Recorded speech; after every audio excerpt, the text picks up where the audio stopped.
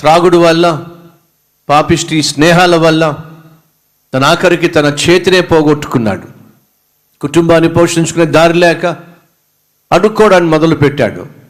అలా అడుక్కుంటున్న సమయంలో ఒక స్నేహితుడు తనని కల్వరి టెంపుల్కి నడిపించాడు. దేవుడు తనతో సూటిగా మాట్లాడాడు. ఏ ఆధారం లేనటువంటి నీకు నేను ఆధారంగా అండగా ఉంటాను అని దేవుడు భరోసా ఇచ్చాడు. తన పాత రోత జీవితాన్ని దేవుని సన్నిధిలో విడిచిపెట్టి ఒక నూతన జీవితాన్ని ప్రారంభించాడు. అతను అంటున్నాడు, ఎప్పుడైతే నా జీవితాన్ని ప్రభువుకు అంకితం చేశానో ప్రభువు కనికరించాడు, నన్ను మార్చాడు. కష్టపడి పనిచేసే అవకాశం దేవుడు నాకు ఇచ్చాడు. ఇంటింటికి వెళ్ళి ఒక చేత్తోనే సిలిండర్లు వేసుకుంటూ కుటుంబాన్ని పోషించుకుంటూ సుఖ సంతోషాలతో జీవించగలుగుతున్నాను. రోడ్డు పక్కన అడుక్కుంటున్న నన్ను దేవుడు ఈ విధంగా దీవించాడు, మార్చాడు, సమాధానం సంతోషం ఇచ్చాడు. ఏమిచ్చి రుణం తీర్చుకోగలను? కష్టపడి ఇంటింట సిలిండర్లు వేసుకుంటూ వచ్చిన దానిలోనే దేవునికి ఇవ్వవలసినటువంటి దశమ భాగాన్ని ఇస్తూ, అలాగే కల్వరి స్వరం ద్వారా సువార్తను దానం చేయాలని బహుగా ప్రయాసపడుతున్న ఈ సహోదరుని యొక్క సాక్ష్యం మనలో ఎంతమందికి సవాలుగా ఉంది? రెండు చేతులు కలిగి ఉన్న మనం దేవుని సువార్తకు చేయూతనివ్వకపోతే, ఒక చేయగలిగినటువంటి ఆ సహోదరుడు, వృద్ధాప్యానికి వచ్చినటువంటి ఆ తల్లి, ఆటో నడిపించుకున్నటువంటి ఆ ఆత్మీయుడు ఎంతగా ప్రయాసపడుతున్నారో ఒకసారి చూడండి.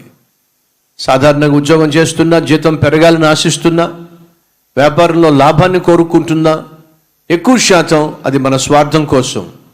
మరింత మెరుగైన జీవితం జీవించాలి, మరింత మెరుగైనటువంటి ఇంటిలో ఉండాలి, మరింత మెరుగైనటువంటి కారు కొనుక్కోవాలి, బైక్ కొనుక్కోవాలి, సుఖంగా ఉండాలి అనే ఆలోచనే మనం కలిగి ఉంటాం. కానీ మరింతగా సువార్త అందించాలి, మరింతగా ఆత్మల రక్షణలోకి నడిపించాలి, మరింతగా నా దేవునికి సంతోషాన్ని పంచాలి, సువార్తను అందించాలి అనే ఆలోచన మనలో ఎంతమందికి ఉంది? వృద్ధాప్యంలో ఉన్న తల్లి అంటుంది, నేను ఇంటింటికి వెళ్ళి సువార్త చెప్పలేను, కానీ కష్టపడి పనిచేస్తే వచ్చిన దాంట్లో సువార్తకు కావలసిన చేయూతనివ్వచ్చు. ఫ్రెండ్స్, రండి మనం అందరం కలిస్తే యేసుక్రీస్తు యొక్క ఆజ్ఞను క్రియల్లో పెట్టగలం. ఏమిటి ఆయన ఆజ్ఞ? సర్వలోకానికి వెళ్ళి సర్వ సృష్టికి సువార్తను అందించండి. 2000 సంవత్సరాల క్రితము యేసుక్రీస్తు ఈ ఆజ్ఞ ఇచ్చాడు. ఇంకా ఆ ఆజ్ఞ పూర్తి కాలేదు. సువార్త ఈ భూమి మీద సంపూర్ణంగా అందించబడితే తప్ప యేసుక్రీస్తు తిరిగి రాడు. యేసు రావాలి, మనందరినీ పరలోకాన్ని తీసుకుని వెళ్ళాలి అని ఆశిస్తున్న సహోదరి సహోదరులు, మన బాధ్యతను నిర్వర్తిద్దాం. ఇలాంటి పేదవాళ్ళ, ఆత్మీయ ధనికుల సహాయం వల్ల ఈరోజు తెలుగులో, తమిళంలో, మలయాళంలో, కన్నడలో, ఒరియాలో, మరాఠీలో, గుజరాతీలో, పంజాబీలో, బెంగాలీలో, అస్సామీలో, భోజ్పూర్లో, కొంకణి భాషలో, హిందీలో, ఉర్దూలో, ఇంగ్లీష్లో, భారతదేశంలో ఇప్పటి వరకు ఏ సంఘము ప్రకటించనన్ని భాషల్లో, రాష్ట్రాల్లో ఈరోజు మీ సహాయం వల్ల సువార్తను అందించగలుగుతున్నాం. ఇంకా సువార్త వినాల్సిన వాళ్ళు కోట్ల సంఖ్యలో ఉన్నారు. మీరందరూ కలిసి ముందుకొస్తే, యేసుక్రీస్తు యొక్క సువార్తను అందించగలిగితే, ఆ యేసయ్య వార్త ఏ రీతిగా నీ జీవితంలో, నీ కుటుంబంలో నెమ్మదిని, సమాధానాన్ని, సంతోషాన్ని ఇచ్చిందో, అదేవిధంగా మన దేశంలో ఉన్న ప్రతి ఒక్కరికి శాంతి, సమాధానము, సంతోషము అందించగలిగిన ఆ ప్రభు ప్రేమను వారికి పంచిపెడితే ఎంత బాగుంటుంది. ఇది మన అందరి బాధ్యత అని భావిస్తున్న వారు ఒక్కసారి చేయి చూపిస్తారా? యేసుక్రీస్తును గూర్చిన వార్తను అందించటం మన బాధ్యతగా భావిస్తున్నాం అన్నవారు చేయి చూపిస్తారా? థ్యాంక్ యూ బ్రదర్స్, అలాగే సిస్టర్స్. చేయి చూపించినటువంటి ఆత్మీయులో ఆ బాధ్యతను క్రియల్లో పెట్టే ప్రయత్నం చేయండి.